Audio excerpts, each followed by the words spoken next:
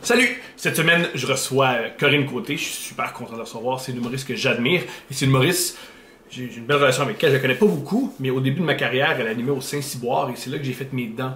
C'est là que j'ai fait mes dents en tant qu'auteur. C'est là que j'allais pour... ce que je faisais à l'époque, c'est... je me mettais en première rangée, j'avais plein de feuilles, puis je prenais des notes avec les humoristes qui passaient. Et j'étais la personne la plus lourde du monde avec mes notes. Et je sais que ça va en surprendre plusieurs. Aucun humoriste à qui je prenais des notes puis j'allais crier dans la ruelle après 3 bières voulait m'engager. Je sais, moi-même je suis surpris. Je comprends pas pourquoi cette technique pour se créer des contacts dans l'humour n'a pas fonctionné. Je suis très surpris. Aujourd'hui, j'ai envie de vous conter une anecdote embarrassante parce que j'aime ça, mettre des choses sur internet embarrassantes qui vont rester là pour l'éternité. Dans mon histoire, ça commence, j'avais 16 ans, je vivais avec mon père, puis il m'a dit un soir, il me donnait un peu d'argent, puis il m'a dit d'acheter du lait. J'ai pris mon argent, je suis allé au coin de la rue m'acheter du lait. Et vu que j'avais juste ça, pas être chez nous, j'ai traîné un peu dans le dépanneur. Et, comme je faisais souvent à 16 ans, j'allais voir les revues érotiques. Ce que je faisais à 16 ans, moi, c'est que j'allais au dépanneur, je faisais semblant de vouloir des bonbons, mais tout ce que je faisais, c'était observer les revues érotiques subtilement. Mais c'était zéro subtil, c'est juste les bonbons étaient là, puis j'étais comme ça. Puis je touchais plutôt les bonbons, comme ça. Puis je pensais que personne y voyait mon subterfuge. Là, cette fois-ci, j'ai vu mon magazine préféré. Il sortait du lot. J'ai vu Québec érotique. Et pour moi, Québec érotique, c'est le truc le plus cochon qui a jamais existé à l'âge de 16 ans. Ça m'excitait tellement, le Québec érotique. Il y avait des Playboys, il y avait des Penthouse qui étaient très cochons. Mais j'aimais tellement plus le Québec érotique pour plusieurs raisons. La première, c'est que j'avais l'illusion que je pouvais rencontrer les filles. J'avais l'illusion que la fille qui était comme ça, je pouvais la croiser au Costco. Et ça serait le summum de l'érotique. Imagine, tu vois une fille au Costco que tu as vue toute nue, toute écartée. Waouh! Et aussi, j'avais l'illusion que je pouvais parler à cette fille-là, puis je pouvais finalement coucher avec elle. Il y avait une proximité avec les filles du Québec érotique qui m'excitait tellement. Le problème, c'est que j'avais pas d'argent parce que je préférais faire du speed et acheter des cigarettes. Alors j'avais pas d'argent à mettre dans mon Québec érotique. Alors j'ai vu le Québec érotique et j'ai pas pu m'empêcher. J'ai volé le Québec érotique. Là, une personne normalement constituée qui ne se drogue pas et qui réfléchit un peu aurait juste pris subtilement le Québec érotique. Donc tu prends un truc, tu prends un journal de Montréal, tu l'ouvres, tu mets une revue, tu fermes le journal, tu achètes le journal, bang, t'as ta revue. Moi, je connaissais pas ce truc-là parce que j'avais trop de cellules dans mon cerveau brûlées par l'ecstasy. J'ai juste pris le Québec érotique, puis je suis parti à courir. Me suis sauvé du dépanneur en courant avec un Québec érotique. Et là, je courais. Je faisais pas de sport à l'époque, mais j'ai couru quelque chose comme 10 minutes à Montréal, dans Petite Patrie, avec un Québec érotique. Les gens se tassaient, puis moi... Je courais, puis je jouissais un peu, j'avais une petite érection, je courais. Maintenant, j'ai juste arrêté. Je me suis retourné pour voir si le gars m'avait suivi. Et bien entendu, aujourd'hui, je sais que le gars m'a pas suivi parce que, je me mets à sa place. Imagine, t'es un Chinois, t'as un dépanneur, puis il y a un blanc privilégié à part avec l'acné qui prend un de tes magazines que t'achètes 1,75. Tu cours pas après. Tu le laisses aller, puis oui, si tu cours après un petit gars, ta caisse est libre. Tu vas pas perdre toute ta journée parce qu'un imbécile qui sait pas comment gérer ses érections, tu le laisses aller. Et là, j'ai réalisé, oh mon Dieu, j'ai plein de problèmes. Je suis super loin de chez moi. J'ai marché 20 minutes. Et là, finalement, je suis rentré. Une demi-heure, 20 minutes plus tard. Mon père a fait, voyons donc, acheter du lait, c'est donc bien long.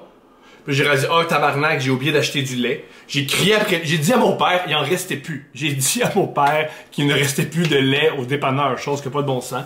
Il m'a dit quoi? J'ai crié après lui, puis j'allais m'enfermer dans ma chambre, me masturber, en regardant mon Québec érotique. Et moi, ce que j'aime dans cette histoire-là, c'est que prendre le Québec érotique, courir pendant 10 minutes le lendemain d'ecstasy, c'était plus logique, ça me faisait moins peur que juste aller voir une fille de mon âge et lui dire « Hey, veux-tu aller au cinéma? » Parce que moi, à l'époque, mon rêve, c'était juste de embrasser une fille, toucher les seins d'une fille, et j'étais pas capable de convaincre juste une fille de passer du temps avec moi. Et j'étais pas capable de juste aller voir une fille et dire bonjour, je te trouve intéressante, veux-tu passer un peu de temps avec moi? Pour moi, c'était impossible. J'étais prêt à commettre un crime, à voler quelque chose, à me ramasser au poste de police, que juste aller voir une fille. C'était moins compliqué pour moi.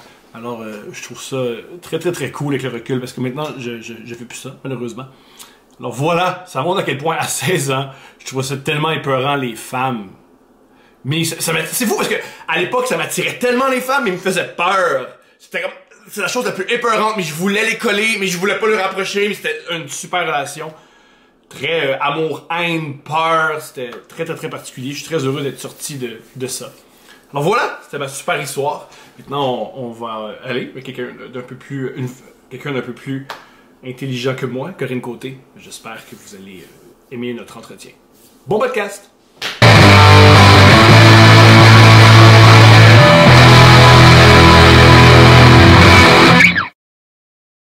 Je veux commencer comme ça. T'as pas de cellulaire. Non, j'ai pas de cellulaire. Ça fait combien de temps?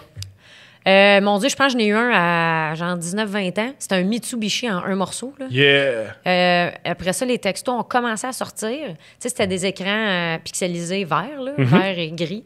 Puis, je sortais avec un gars qui me textait, mais c'était vraiment long parce qu'il fallait que tu pèses 3-4 fois sur le même chiffre. Oh oui, 1, 2, 2, 2, ouais, 7, 7, 7, 8, 9. C'était très long. Puis, il m'a envoyé des textos, ça coûtait 15 cents la shot. J'étais tannée, j'avais pas d'argent, j'ai vendu mon sel.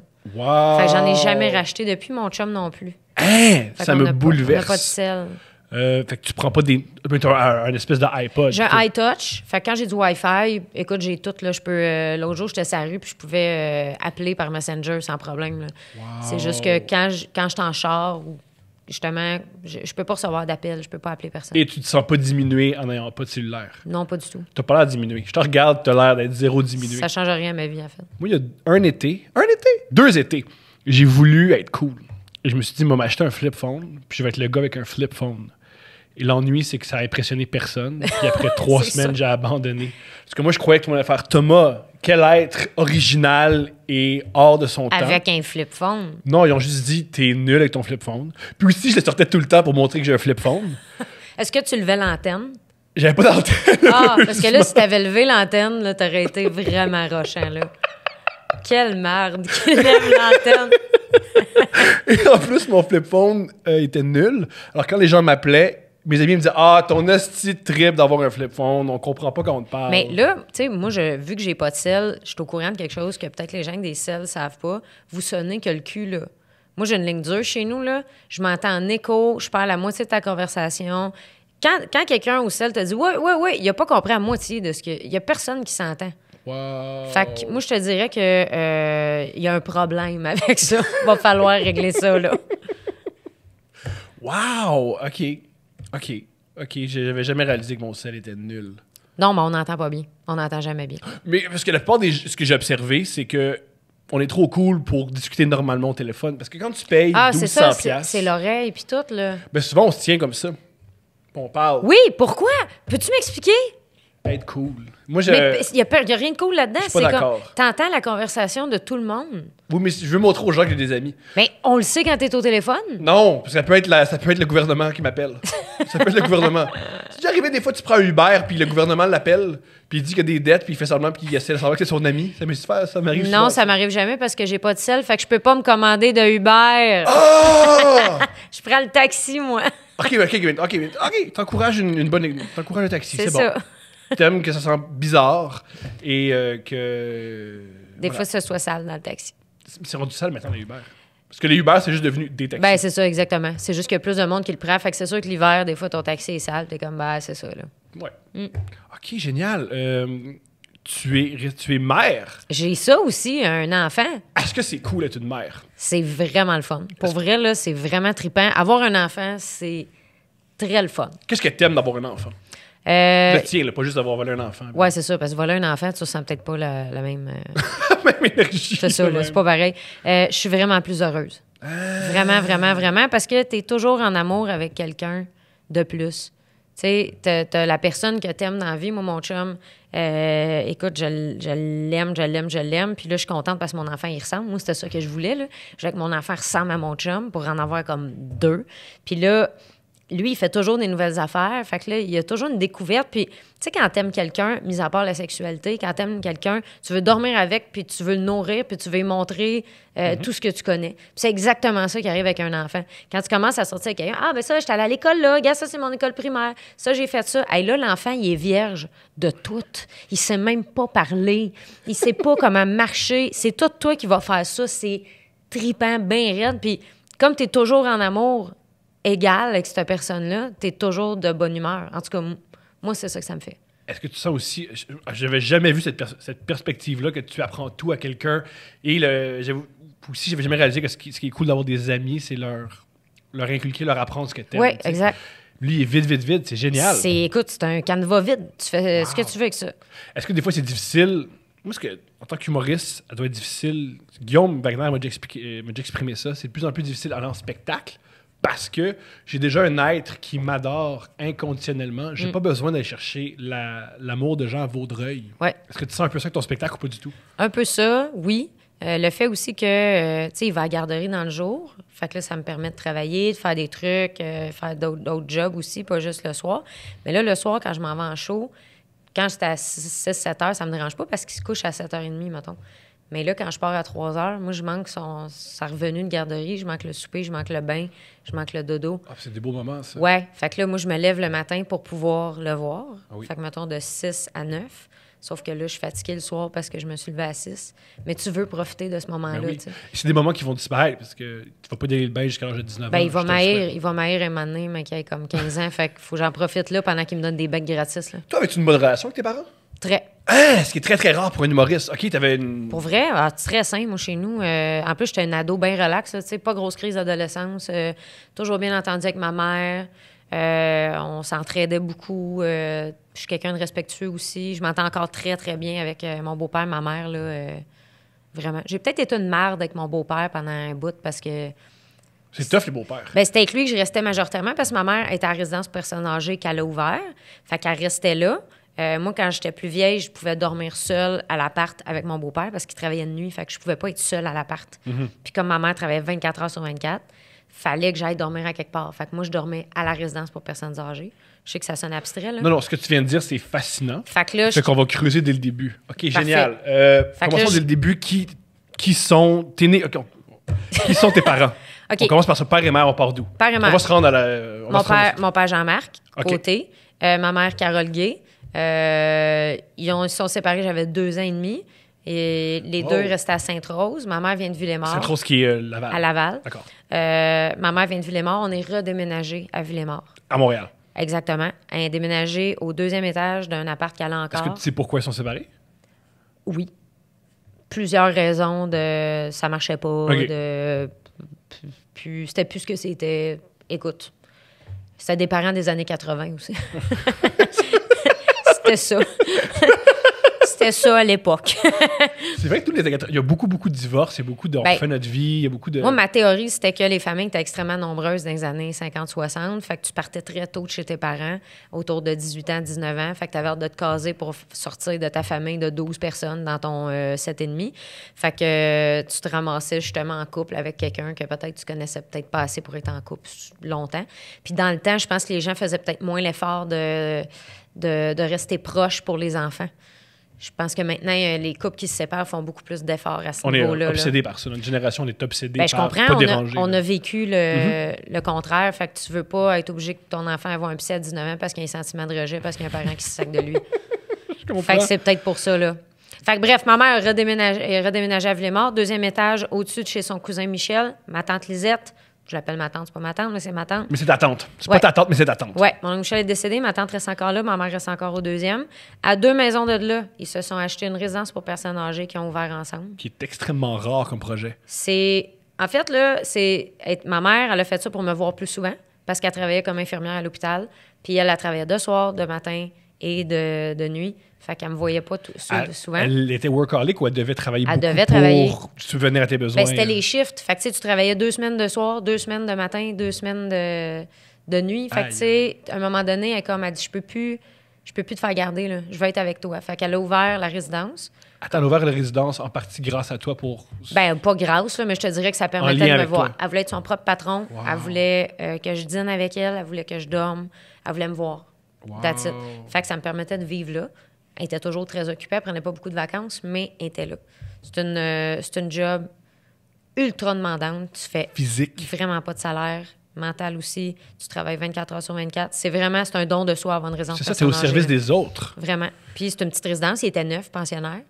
Il y avait ma tante, ma mère. Nous autres, on restait dans le sous-sol. J'ai jamais entendu parler d'une personne, plutôt une résidence de personnes âgées de 9 personnes. Pour moi, c'est toujours des gros centres. Oui, bien, il n'y en a pas beaucoup. La liste d'attente était longue aussi parce que les gens veulent ça. Tu sais, c'est une petite résidence. Ben oui. Tu n'es pas entouré de 150 personnes. Toi, à 80, là, ça te tente-tu de les déménager en colocation avec une couple de fatigants que tu connais pas? Vraiment pas, c'est Moi, terrifiant. à 27 ans, j'ai jamais voulu déménager en colocation. Penses-tu qu'à 80, ça va me tenter?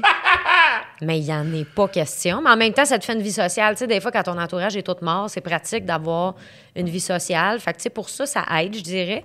On a eu des belles rencontres à résidence là, à cause de ça. Là, tu sais, Vous étiez 9, pas 285. Non, exactement. Puis ma mère, des fois, ben justement, quand il y avait... elle pouvait pas prendre de vacances. Mais quand l'été, elle voulait en prendre, puis qu'il y a des gens qui venaient pas chercher leurs personnes âgées, bon, ils amenaient avec nous autres au chalet. Wow. Fait que des fois, on partait au chalet avec les personnes âgées. C'est très humain. Oui, bien, ça l'est. C'est une job qui est extrêmement humaine. Mais ce que j'ai observé des résidences des personnes âgées, c'est pas humain. C'est vraiment des usines. C'est une manière de faire de l'argent. On place des gens... Pour les propriétaires, oui. Peut-être pas pour les préposés aux bénéficiaires, par exemple, parce que c'est une job extrêmement humaine. C'est très nuancé ce que tu viens de dire, Puis c'est vrai. ils sont vraiment pas payés cher. Là. Justement, il y a eu des manifestations la semaine passée, là, du 13$ de l'heure pour prendre soin d'une personne âgée. Là, c'est intense. Ça m'a toujours fasciné ce que... Tu me dis si je me trompe ou si tu es d'accord avec ça. Tous les métiers de cœur, les métiers que tu très humains, c'est les métiers qui sont plus facilement... Ces métiers-là les gens sont exploités. Tout ce qui est les enseignants, les professeurs, les enseignants, les infirmières, c'est eux autres qui se font avoir parce qu'ils se disent c'est un don de soi. Si je le fais pas, quelqu'un va souffrir. Plutôt que des jobs, mettons, refaire l'asphalte. Les gens n'ont pas peur de faire de faire des grèves parce qu'ils se disent c'est de l'asphalte, c'est pas grave, paye-moi. Tu sais. Mais ça me fascine justement que les gens qui s'occupent du développement des enfants et d'accompagner des personnes âgées vers la mort, parce que même s'ils vont pas mourir tout de suite, c'est ça une résidence. Ou prolonger la vie. C'est ça, mais de prendre soin de leurs derniers jours, leur donner leurs médicaments, les écouter. Les tenir en vie, ça, ces deux jobs-là sont vraiment sous-payés. Puis c'est le développement dans les deux sens. Fait que je trouve ça vraiment spécial. C'est curieux. C'est vraiment, vraiment curieux. Oui, c'est curieux, effectivement. Mon hypothèse à 2 cents, c'est que je crois que pour obtenir des bons salaires, il faut que tu joues du bras. Et tu te sens pas coupable. Mettons, en construction, tu te sens pas coupable de pas construire la tour à condo. Tu fais, il n'y a pas de problème, je mérite un bon salaire. Tu te sens coupable de je ne vais pas changer les couches de quelqu'un. Oui, exact. Tu peux pas vraiment c'est négocier. C'est spécial. Très horrible, mais c'est... Ouais. Wow! Puis là, insultez-nous pas, là. On faites-le! théorise le tout. Moi, insultez pas Corinne, insultez-moi. Moi, je prends les insultes, il n'y a pas de problème. Vous pouvez dire que j'ai pas de bon sens. Je dévalorise vraiment aucun job. C'est juste que ça, c'est tellement un investissement humain. Puis on est tous d'accord. Je connais personne qui dit élever des enfants et s'occuper de personnes âgées, ça vaut rien. Ouais, je connais personne qui dit non, ce c'est ça. Tout le monde s'en sert. Tout le monde va s'en servir. Tout le monde va se ramasser là dans sa vie. Que ce soit au début de sa vie, à la fin de sa vie, tout le monde va passer par là. Puis, tu sais, j'en parle en show de la résidence personnes âgées, puis je parle de la mort, puis les gens, des fois, sont mal à l'aise par rapport à ça. Puis, à un moment donné, je fais juste dire, je veux pas sacrer un fret à soir, mais tout le monde va mourir. Bien sûr. Si on a quelque chose en commun, c'est tout ça. Fait que, pourquoi vous êtes mal à l'aise de rire du fait qu'on va tous décéder? As-tu vécu un deuil dans ta vie plus jeune? Ben oui, j'en ai vu. Ben, à résidence... C'est peut-être ça. Toi, tu as vécu que le deuil toute ta vie. Il y a des gens pour qui c'est très, très, très nouveau. Peut-être, oui. Oui, effectivement. Ouais, c'est fascinant, ça. Comment tu vivais? Parce que, vers quel âge tu as commencé? J'avais 6 ans quand elle a ouvert la résidence, puis j'avais 19 quand elle l'a vendue. Comment tu gérais la mort? Parce que tu t'attachais à ces gens-là. Et ils mouraient. Comment tu as vécu ça? On se gardait une distance. Ma mère, il n'y a personne, en fait, qui allait aux funérailles. Je pense qu'elle est allée dans 2 funérailles dans tout le temps qu'elle l'a eu. Okay. Écoute, comme dans n'importe quelle micro-société, il y a des gens tu t'attaches plus que d'autres. Ça va te faire plus de peine. Tu veux pas que ça arrive, mais je te dirais que ça se passait toujours bien. Tu sais, j'ai pas de souvenir là, d'être vraiment malheureuse ou... C'était un mode de vie qu'on s'était habitué. Ça fait T'es partie né de la là-dedans, game. pour toi, il n'y a pas d'alternative. C'est normal Non. que de vivre avec des gens qui trépassent un jour ou l'autre. Exactement. Puis c'est pas... tu sais, C'est inévitable. autant j'étais proche, autant je trouve que le détachement faisait quand même bien parce qu'on vivait avec eux autres tous les jours. Tu sais, quand tu vois quelqu'un s'en aller tranquillement, pas vite, tu le sais que cette personne-là s'en va. Quand ton grand-père, que tu vois, mettons, une fois par mois, décède, c'est peut-être plus un choc parce que tu vois pas... Il y en a que c'était subi, mais je te dirais que la plupart du temps, il y avait une dégradation de la santé. Là. Tu sais, on le savait. Moi, je les voyais tous les jours. Fait que je savais éventuellement que, bon, si cette personne est rendue sa morphine parce qu'elle a un cancer, ça sera pas long. Fait que, tu sais, à tous les jours, ben on vivait ensemble. Tu sais, c'était normal, on voyait ça. Fait que je pense que des fois, de vivre avec la personne qui s'en va tranquillement, ça fait une partie du deuil. Moi, je trouve ça brillant ce que tu viens de dire. J'avais jamais observé ça. Ben, je pense que je l'avais pas vu de même non plus. Mais je trouve ça c'est vrai que vivre jour le jour, Ouais. c'est plus facile, je crois, à laisser aller. C'est pas que c'est agréable. Non, ça fait mal, c'est triste. Puis aussi, Mais c'est c'est pas, moins un choc que, comme tu viens de dire. c'est pas subi, tu sais. Mais en même temps, c'est pas des gens de ma famille non plus. Tu sais, moi, mon oncle est décédé, je l'ai vu partir, il est mort dans nos bras à tous. Ce que j'ai observé, ceux qui vivent bien le deuil, les deuils les plus difficiles, ce que j'ai observé, c'est les accidents, les chocs. Je savais pas que ça allait. J'étais ami, mon ami, et là, soudainement, il y a un accident de Ben, c'est voiture. parce que tu peux pas te faire à l'idée. Exactement. Il y a- Tandis qu'une maladie, si tu es dans la maladie, C'est pas plus le fun nécessairement. C'est difficile de voir quelqu'un souffrir, ça fait énormément de peine. Mais oui, d'un certain côté, tu as le temps de te faire un décrescendo. Ouais. Puis là, je dis pas que c'est plus facile, là, Non. parce que c'est pas tout le monde qui deal avec de la même façon non plus. Hein. Puis moi, je dis ça, c'est quand ça va arriver à quelqu'un d'ultra proche, je peux même pas imaginer 2 secondes mon enfant être malade. Là, tu sais. Tu veux même pas t'imaginer ça. Là. Je serais pas pareil, c'est sûr et certain. Mais mieux, ça veut pas dire bon.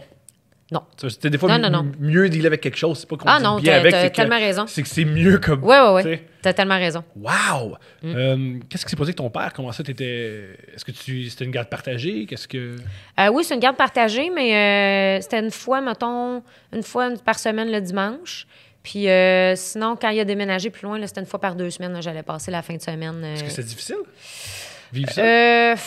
Ben, je pense que c'est toujours difficile. Je pense que c'est toujours difficile. Quand tu passes de... Quand tu vois, mettons, un membre de ta famille proche juste une fois ou 2 semaines, je pense que c'est difficile. Ce qui est le plus difficile, c'est des fois de réaliser que ça n'a pas l'air de déranger, même si ça dérange. Parce que moi, mettons qu'on se sépare, mon chum puis moi, chose que je ne veux pas qu'il arrive, mais je pourrais pas concevoir devant mon enfant Ah, c'est une l'admissible. fois par semaine. Ou une fois. Genre, je peux pas comprendre. Mais je sais pas. Mais en même temps, il y a peut-être eu un deuil intérieur qui a fait que moi, je n'ai pas eu à faire. Je ne sais pas comment ça s'est passé là, dans tout le processus. Là. Je veux tellement poser cette question-là. C'est extrêmement indiscret. T'as-tu de la misère à faire confiance aux hommes au cours de ta vie? Parce Ah que non, pas du tout. j'aurais jamais pensé ça. Ah, pas du tout. Wow, t'es extrêmement saine! Ouais, Wow, mais félicitations, Corinne! mon beau-père a été là. Tu sais, je veux dire, mon père... Qui est cet homme, ton beau-père? Mon père, c'est quelqu'un à qui je parle aussi, puis que je n'est ressemble pas mort, beaucoup. ok. Non, pas du tout. Là. Mon père, j'y ai parlé la semaine passée. Là, tu sais. C'est juste que on n'a pas eu. J'ai pas grandi avec lui, mais je le connais vraiment bien. Là. Mon beau-père, c'est Ben, un homme extraordinaire, super émotif. Un gars qui. Il a 6 ans de plus jeune que ma mère. Qui est rare. Oui, lui, il a C'est rencontré une ma vie mère. unique, je trouve ça génial. Bien sûr, ouais, OK. Ben- Mais J'essaie de trouver une espèce de quelqu'un qui te ressemble. on va trouver à quelque part. Yo, peut-être au Brésil, il y a On sait quelqu'un pas. qui... Mais... Wow! Mais ma mère avait 30 ans, Ben avait 24. Puis il est tombé en amour avec ma mère, ben raide, puis il a fait « c'est elle que je veux ». Fait que ils ont commencé à sortir ensemble, mais là, ma mère a dit « Gars, moi j'ai une fille, j'ai un chien, je fume. » Là, elle fume plus. Maintenant, là, elle dit « c'est le deal ». Puis elle dit « je peux plus avoir d'autres enfants parce que je suis ligaturée ». Fait que- J'adore les femmes de 30 ans. Fait qu'il a fait Juste un ode aux She femmes de knows. 30 Oui! « she knows stuff ». Hey, ça, c'est ce qui se passe. T'embarques, let's go. T'embarques pas, let's go aussi. Ben, c'est parce que C'est là, génial. tu sais, elle s'est séparée, elle est mère monoparentale, elle travaille à l'hôpital, tu sais, elle va à l'université en même temps. Tu sais, c'est intense, là, sa vie. Elle se gère. T'as T'embarques pas dans besoin d'un homme. Ah, c'est un plus. C'est du crémage. C'est ça. T'embarques dans le projet, t'embarques pas dans le projet. Mais Ben, ce qui est merveilleux de lui, c'est que à 24 ans, il a décidé qu'il n'y aurait jamais d'enfant. Il a pris la décision que c'était moi, son enfant. Wow! Puis ça, je pense que c'est une décision vraiment qu'on on pense pas à quel point c'est une décision mature quand tu as 24 ans que tu n'auras jamais d'enfant. Parce que la fille que t'aimes, c'est celle-là, puis c'est ça que t'as. C'est ça. C'est ça, là. Ça t'appartient. Fait que je te dirais que Henri, mon bébé, c'est le premier bébé qu'il y a en tant que tel. C'est son petit-fils, mais c'est le premier bébé. Oui, parce qu'il n'y a pas eu tout Il n'y en a pas eu. Ah. Fait que c'est ça, c'est une belle relation qui se commence, là, tu sais, puis il est très à l'aise, là, même s'il n'y a pas Est-ce que eu... tu l'appelais papa? J'ai toujours appelé Ben. OK. Mon père, ça a toujours resté papa, puis Ben, c'est Ben. J'ai toujours appelé Ben. C'est mon beau-père, mais tu sais, à un moment donné, je me suis cassé le nez dans la vie, puis j'ai eu une bosse, puis Ben, il y a une bosse sur le nez. Je me suis dit, peut-être que la vie m'a pété le nez pour que je commence à y ressembler un peu. C'est Tu sais, extraordinaire. pour avoir une petite partie de Ben Oui, physique. physique, c'est C'est bien ça. l'intérieur, mais des fois physique, c'est bon. C'est ça. Fait que je me dis peut-être que la vie m'a juste pété le nez pour ça. Wow. Sais-tu quoi? Aujourd'hui, j'y crois. Je veux y croire. T'es tombé en amour avec la comédie comment?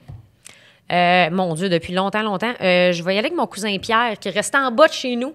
On était on ouvrait les portes, puis on vivait tout ensemble, là. Je trouve ça beau comment tu vis. Je vais expliquer la base, là. Je t'écoute. Avant la résidence, ma tante Lisette, en bas, elle a 3 enfants. Ma cousine Manon, mon cousin Martin, mon cousin Pierre. 7 ans, 9 ans, 11 ans de plus vieux que moi. Elle était aussi foyer d'accueil pour des gens qui n'avaient pas nécessairement les moyens d'avoir une gardienne, tout ça. Fait qu'il y avait toujours 2 enfants de plus, puis elle me gardait moi. Fait qu'on était toujours 6, je te dirais, en bas, chez Pour ma ça que tante. dans une loge, t'es relax. Parce que moi, je suis chez les humoristes, mettons, moi, je suis enfant unique. Puis ça Puis t'angoisse quand il y a des gens? Ça m'angoisse pas, je comprends pas. Moi, dans la vie, ça m'a pris vraiment longtemps à comprendre. Les gens sont pas juste là pour t'écouter parler. Ah oui, Ça a OK. vraiment pris du temps à réaliser. C'est pas tout le monde qui est spectateur à la Ben, télévision. va rester dans une résidence personne âgée, tu vas voir qu'ils vont tu sais, tu vas développer une écoute. C'est ça. Moi, puis aussi, je crois que pas tout le monde, mais il y a une bonne partie des humoristes qui sont. Les gens sont là à mon service. Pas juste mon service, il faut qu'ils m'amènent des verres, mais il faut qu'ils écoutent ce que j'ai à dire. Ouais, Quand je ouais. suis nerveux, il faut qu'ils me calment. J'ai jamais eu ça. Parce que je viens de comprendre un petit peu pourquoi. Je pense que c'est ça, l'habitude de rester en J'aime société. que comment t'es gentil et douce, ça n'a rien à voir avec ton processus, c'est juste ta famille. Je t'enlève tout. Oui, exactement. Oui, ça n'a aucun rapport. C'est juste, c'est ça que ça a donné. comprends. C'était un accident, je te dirais. Alors, je t'ai coupé, là, t'as tout ce. Oui, ce bloc-là. j'ai là, et eux autres sont plus vieux que moi, mes cousins et mes cousines. Mon cousin Pierre, grand amateur d'humour, il me joue toujours des tours. Je suis petite.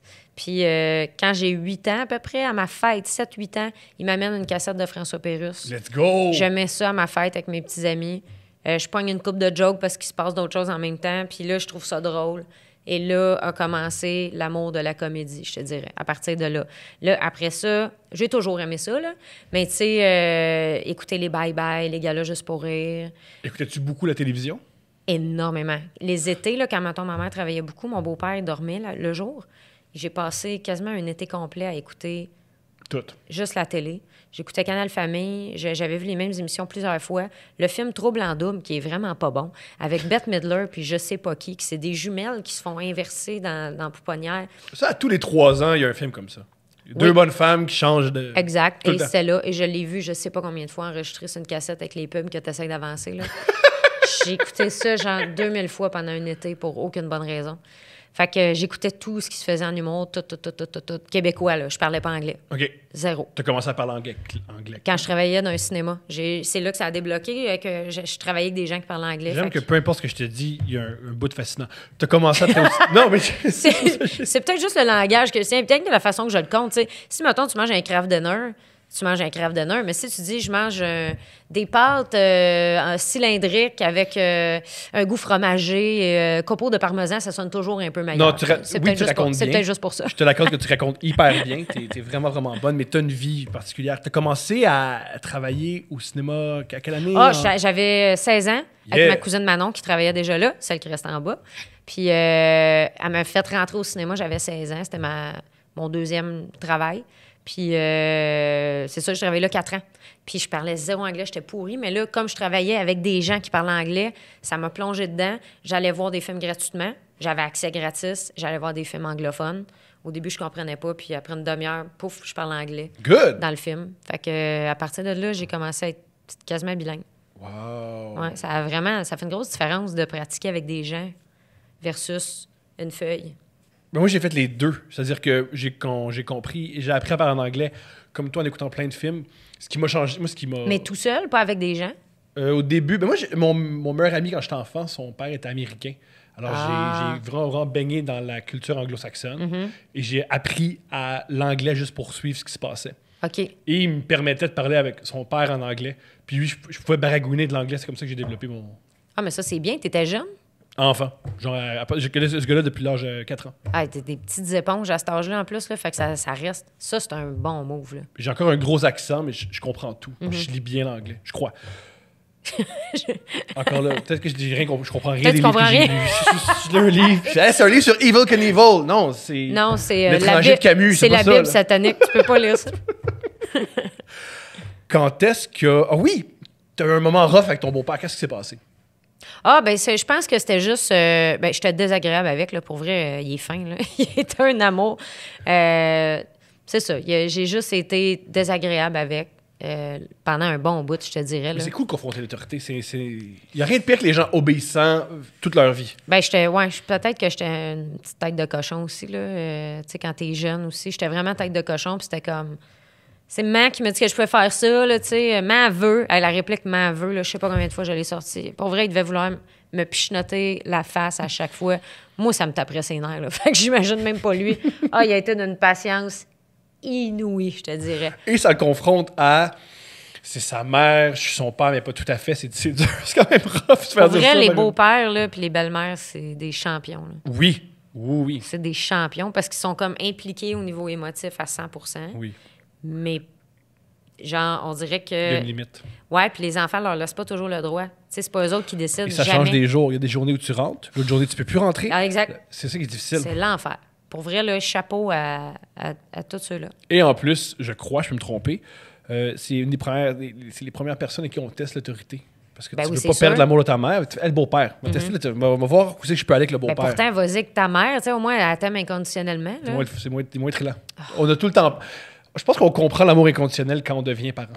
Mais avant ça, toute notre vie, on croit « Ah, elle va arrêter de m'aimer si je fais pas ça. » Et il y a des parents qui jouent là-dessus. Il y a des parents qui jouent sur... c'est sûr. Des parents qui jouent « Hey, si tu fais pas telle affaire, maman va avoir de la peine. » Ah, ça se peut, hein? Moi, c'est sûr que je veux utiliser la « je suis sa mère, je fais ce que je veux ». Ça, là, c'est... Ça, c'est ma raison. Je l'utilise déjà. Tu fais une affaire weird, tu fais « je m'en sac, je suis sa mère, je fais ce que je veux ». Ça excuse tellement d'affaires. Là. J'en ai sniffé son pyjama parce que tu t'ennuies. C'est weird, ouais. Je m'en sac, je suis sa mère, je fais ce que je veux. C'est... La lucidité part. Je trouve que tu as un discours très, très, très rafraîchissant parce que si on regarde ce qui est très populaire sur Internet au niveau des mères, ce qui est populaire, c'est être mère, c'est la pire affaire. Tu m'as retiré ma jeunesse. Incapable. Pour vrai, ça me met t'écoute. mal. Ça me met mal. Je voulais même pas te couper là-dessus, mais c'est parce que ça m'emporte tellement. Puis dans le show, j'en parle justement des parents un peu qui se trouvent vraiment bons. T'es comme, ben oui, t'as-tu déjà vu un reportage sur l'Inde? C'est rough, là. Il y a de la pauvreté là-bas. Tu sais, toi, avec ton enfant ou tes 2 enfants, que tu manges pas chaud, on s'en sac un peu, là, tu sais. Je trouve que oui, c'est un peu la mode de mère indigne. Puis Je trouve ça particulier. je comprends pas, en fait. Moi, je comprends parce que c'est le fun de se plaindre. Être une victime, c'est très, très, très payant. Mais puis il y c'est a- très drôle d'être une victime. Ouais, mais il y a tellement d'autres sujets. Surtout après le nombre d'années qu'il y a eu d'humour, de jokes sur les enfants. Tu sais, mettons, un parent qui arrive en disant « Maudit que je dors pas », je suis comme « Hey... » Ouais, je comprends. C'est pas très original, ça, je suis Ben, d'accord.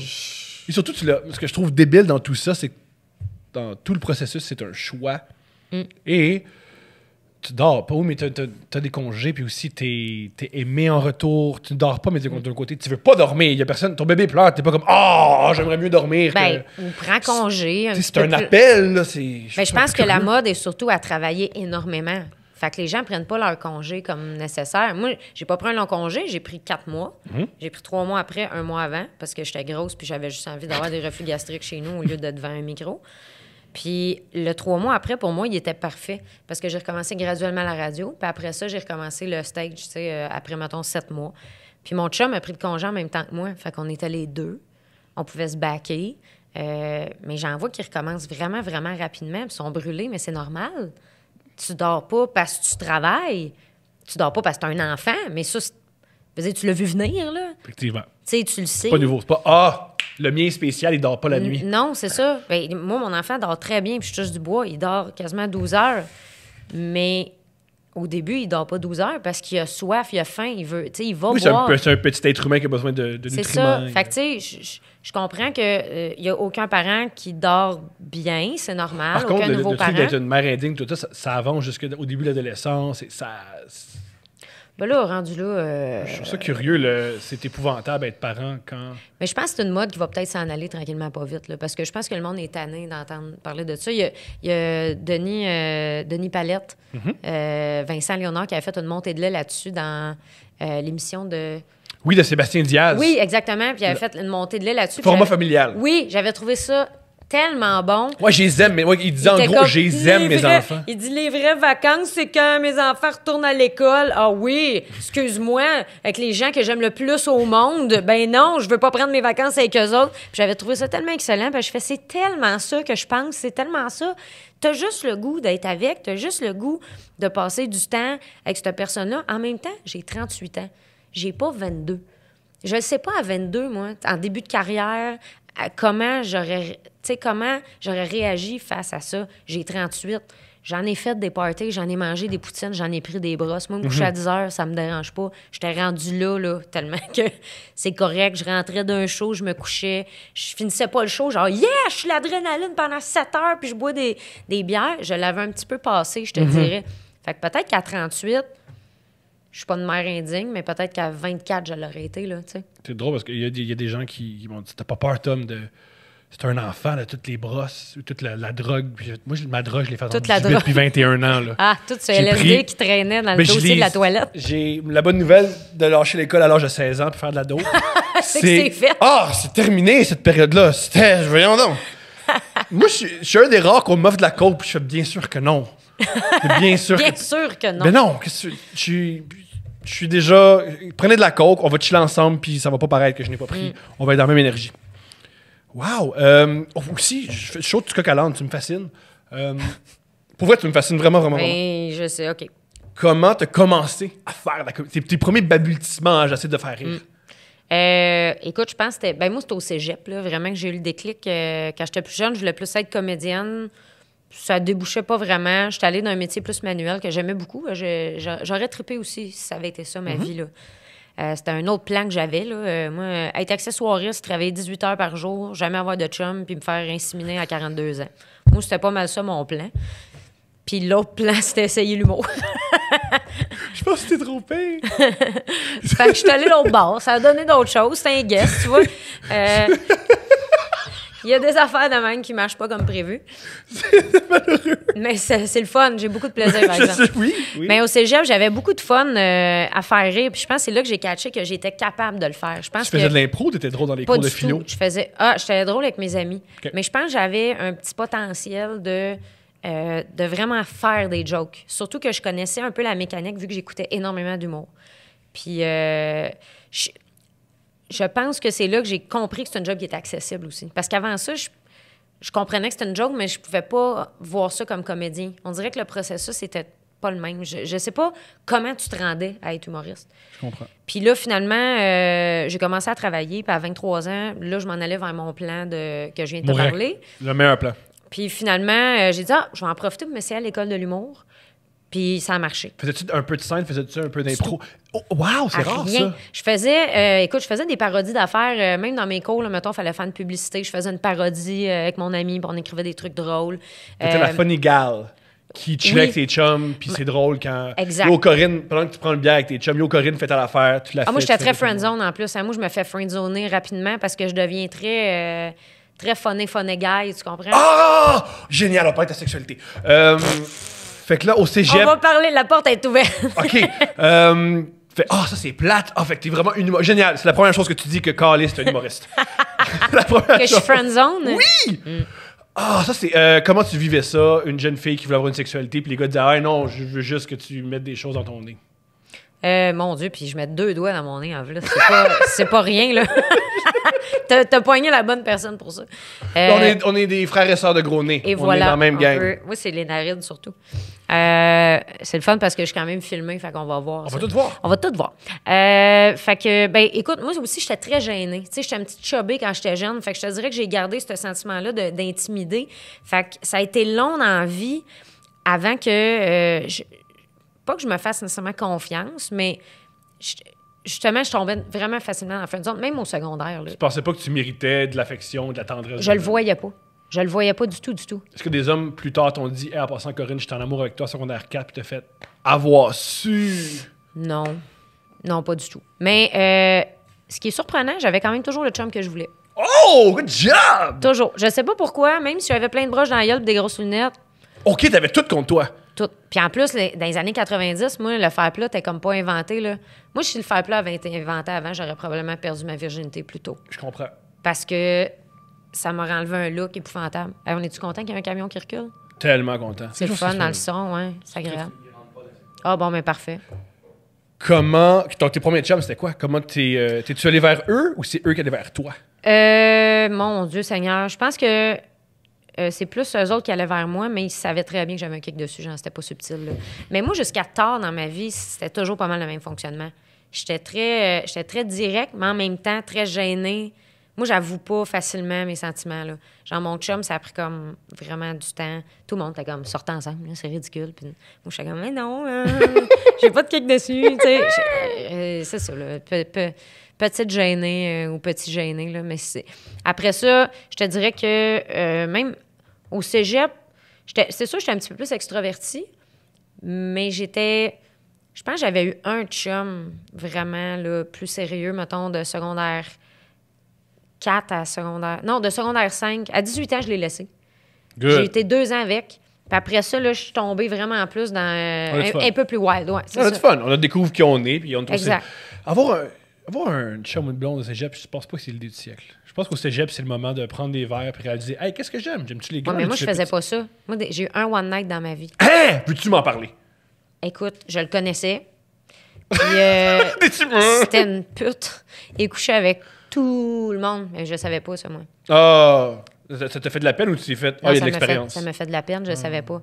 Mais c'est ça, j'étais naïve. C'était le deuxième gars avec qui je couchais dans ma vie. Là. C'est ça, je savais pas. Mais c'est pas grave. Tu l'as appris quand? Que c'est une pute? Après.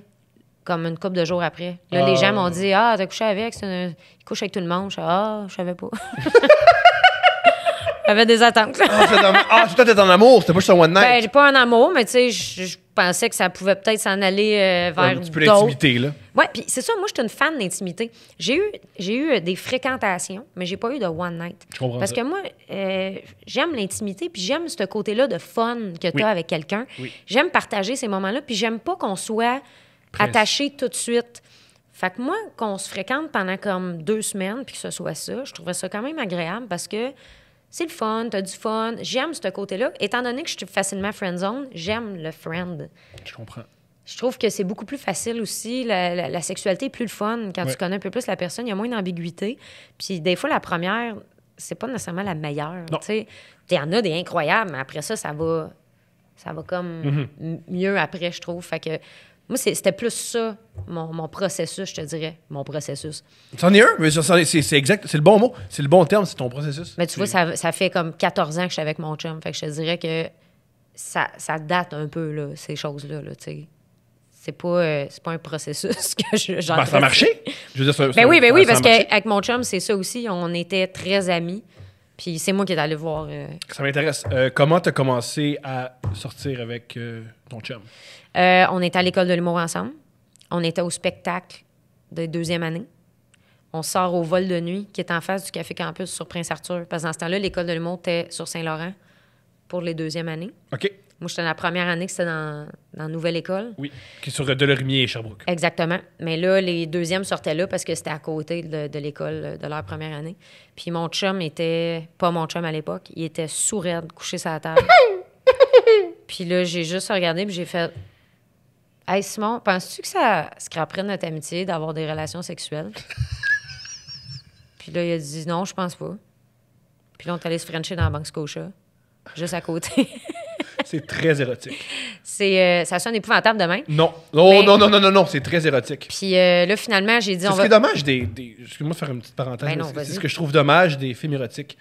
Au lieu d'avoir quelqu'un, mettons, qui rentre puis qui répare une sécheuse, Ouais, puis la ouais, fille n'a ouais. pas d'argent, puis il faut qu'ils couchent ensemble, ça, c'est bien plus cochon. Ben oui, parce qu'en plus, il fallait retirer comme 20$, puis on savait pas dans le compte à qui parce qu'on n'avait pas de maudite scène, étant donné qu'on était à l'école de l'humour. C'est bien plus cochon, ça, que n'importe à quel fait. scénario de pizza ou de niaisage que c'est de ma demi-sœur, puis... Hey, mais là, faut arrêter ça, là, le familial, là, dans porn, là. Il semblerait que c'est à cause des divorces. Il y a tellement de divorces que beaucoup de fantasmes, des fantasmes avec les demi-frères, demi-sœurs. Fait que c'est pour ça qu'il y a autant de... Non, mais c'est parce que ça, c'est Antigone. Je veux dire, c'est vieux comme la terre. Je comprends pas pourquoi. S'il y a un truc qui est répétitif, c'est la sexualité. Je sais, mais là, faut arrêter ça. Moi, ça me met extrêmement mal à l'aise. Puis il faut enlever la catégorie teen. Ça n'a aucun Ouais, sens ça, que c'est ça pas existe. bon. Par contre, Teen ont tous 26 ans. Ça me dérange pas. C'est le principe. Je comprends. Je suis pas à l'aise. Crissement pas à l'aise. Je comprends. Mm. La porno devrait s'améliorer à ce niveau-là. Je suis La porno complètement est d'accord. rendue dégueulasse, en fait. Elle est rendue dégueulasse. Je la trouve dégueu en ce moment. À mes cœurs. Qu'est-ce que tu reproches à la porno? Qu'est-ce qu'on devrait changer? Mais c'est tout croche, là. Y a plus... Les catégories, ça marche plus, là, ça. Là. 11 000 vidéos. Il y a une catégorie, genre Real Orgasm. Ouais, Non. c'est pas des vrais noms. Ben non. On le sait. C'est quoi? C'est pas ça. Fait qu'il va falloir reclasser les affaires. Là. Il y a quelqu'un qui a parti le ventilateur, là, ça s'est tout mélangé dans les dossiers, puis il y a quelqu'un qui a juste sacré ça. Tiens, ça c'est Real Orgasm. Non, pas du tout. Fait que faut refaire un ménage là-dedans. C'est dégueulasse la pointe, c'est ainsi à make-up. J'ai jamais vu une femme jouer dans la pornographie. Ah, il y en a. Ben, il faut être souvent dans la lesbienne. Ah, je comprends. Parce qu'ils vont le faire l'un l'autre, puis ils vont se finir par se faire venir. Mais ça Moi, ce qui- arrive, là, mais c'est rare. Faut t'y trouver. Ce que j'ai trouvé... ce qui est excitant dans la pornographie, ce qui est ironique, c'est que ce qui est excitant dans la pornographie, c'est que c'est fait pour les hommes. Alors, même les femmes... Ce que je trouve super ironique, les femmes agissent comme des hommes Ouais. dans la pornographie. Ouais. Ce qui, à quelque part, c'est super gay, la pornographie. Extrêmement. Puis Il y a moi, quelque chose d'extrêmement homo d'avoir une... Sur les femmes qui entreprennent... Les femmes agissent comme des hommes homo dans la... Je trouve ça génial. ben, c'est pour ça que les filles, la majorité du temps, vont aller dans la section lesbienne parce que là, les filles ont des vrais orgasmes. Puis c'est là qui se sentent le plus interpellées. Où il y a bien des femmes qui sont excitées par... Ah, voici comment un... Il y a bien des femmes qui sont... Il y a bien des... Je recommence. Je connais bien les hommes qui vont voir de la pornographie, ce qu'ils appellent féministe. C'est-à-dire que la femme a du plaisir et tout ça. Puis j'ai compris pourquoi ça les excite. Ils sont excités de voir ce qu'une femme... Qu'est-ce qui excite une femme. Je crois qu'à l'inverse, c'est la même chose. Je fais bien des femmes. Il y en a qui vont voir ce qui les excite, c'est « Voici ce qui excite un homme. Voici comment une femme devrait être pour l'exciter. » Puis c'est ça qui les excite. Ou il y en a d'autres qui font « C'est un pénis dans un vagin. Je me touche le clitoris. Puis j'ai un orgasme. Après, je continue la journée. » Ben, chacun a son mot différent chaque jour, je pense. Là. C'est juste que... C'est ça. Je la trouve dégueu, cette temps-ci. Je comprends. Ou on vieillit! Penses-tu? Je pense qu'on vieillit, puis on sait c'est quoi de la vraie sexualité, puis on sait que c'est de la performance sexuelle, puis ça nous allume pas. Peut-être. Il y a un philosophe qui disait que la raison pourquoi la pornographie était aussi mal jouée, puis les scénarios étaient aussi tout croche, c'est que c'est déjà tellement vrai. Je veux dire, t'as des gros plans de pénétration. Oui, non, mais ça n'a pas de bon sens. Oui. Pour avoir une distance, pour avoir un peu de féerie, il faut qu'il joue mal. C'est un peu un clin d'œil au spectateur qui dit c'est pas vrai tant que ça. Mais tu vois, Sinon, ça serait trop vrai. Quand ils font des bons films avec une bonne production, je trouve ça 1000 fois meilleur. Tu sais, c'est pour ça que des fois, les scènes de sexe dans des vrais films sont beaucoup plus excitantes que. Et qu'ils se ramassent une au Pornhub maintenant. Oui, oui, effectivement. Mais parce que justement, il y a quelque chose de romancé là-dedans qui est quand même agréable. Parce que ce qu'on a dans la tête, c'est quand même nos fantasmes à nous. T'as raison. C'est des affaires qu'on se crée nous autres mêmes, tu sais. Chose qu'il faut pas abandonner en passant. Avec la porn, je sais que c'est plus facile d'aller vite sur une porn. Ben vite. Le temps de trouver le vidéo que t'aimes, des fois, ça peut prendre 20 minutes. Là, mais rendu là, t'es capable de venir tout seul en 4. Là. Fait que, tu sais, tu peux le trouver toi-même dans ta tête. Là. Un truc que je répète beaucoup aux gens, puis c'est une des raisons pourquoi on m'invite pas beaucoup à des soupers. C'est important de se masturber sans stimuli visuel. Juste dans ta tête. Non, c'est important. C'est essentiel. C'est direct ça que je suis en train de dire. Pour vrai. Parce que, à un moment donné, ça fait que on dirait que ton cerveau s'attend à ce déclic-là extérieur que tu fais plus à l'intérieur. Puis c'est nécessaire, je pense, à... Je crois même, saine sexualité. j'ai une amie qui m'a déjà expliqué ça.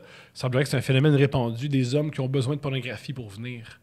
Ils Ouais, mettent tout le temps ouais. des films. Ben, je comprends pourquoi. Une femme a déjà expliqué qu'elle a commencé à faire une fellation à son amant.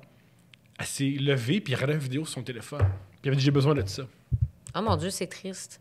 C'est créer une distance. Oui, oui, oui. Tout à Créer, fait. tu parlais d'intimité. C'est pas très Ça, ça n'en est pas.